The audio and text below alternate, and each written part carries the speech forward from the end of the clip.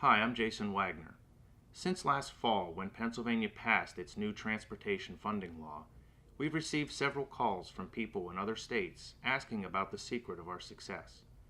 There were a lot of factors that helped us along the way, and I would like to outline some of them for you today.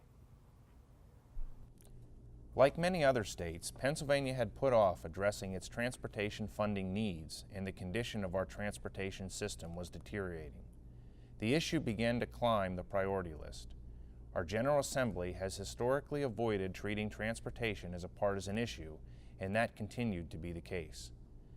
In order to help keep it a bipartisan issue, FIA joined with a broad base of other transportation advocates to form the Keystone Transportation Funding Coalition. Business, labor, healthcare associations, the trucking industry, bicycle and pedestrian advocates, farm organizations, AARP, and AAA, as well as the highway construction industry and public transportation, all were at the table. The coalition stood for one thing, and one thing only: a comprehensive, multimodal solution to our state's transportation funding needs. The coalition had a strong, persistent, coordinated legislative outreach effort directed by Mike Ryan, a transportation engineer and former PennDOT Deputy Secretary. That effort was the mechanism by which we educated legislators of the need and the broad-based support for addressing the funding issue. The Pennsylvania State Constitution guarantees that all license and registration fees, as well as fuel taxes, are immediately channeled into a protected fund where they may not be spent on any purpose other than for highway use. It also constitutes a user fee system in which those who use our highways and use them the most pay proportionally for their construction and upkeep.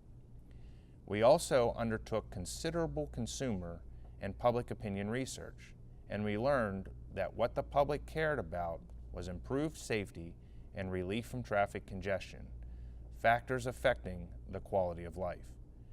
As we began framing transportation funding in terms of improving quality of life, the public support strengthened.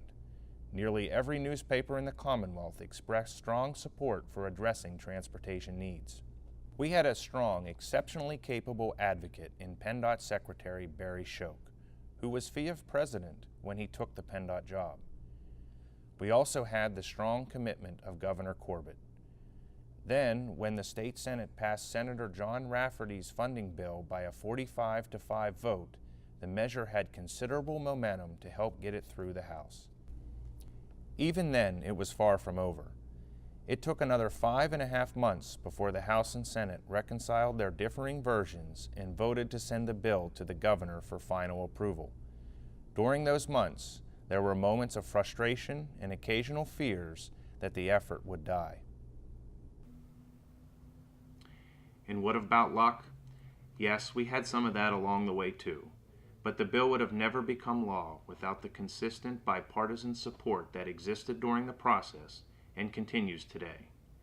Thanks for watching, and we'll be back later with another update from FIA, your go-to source for Pennsylvania highway information.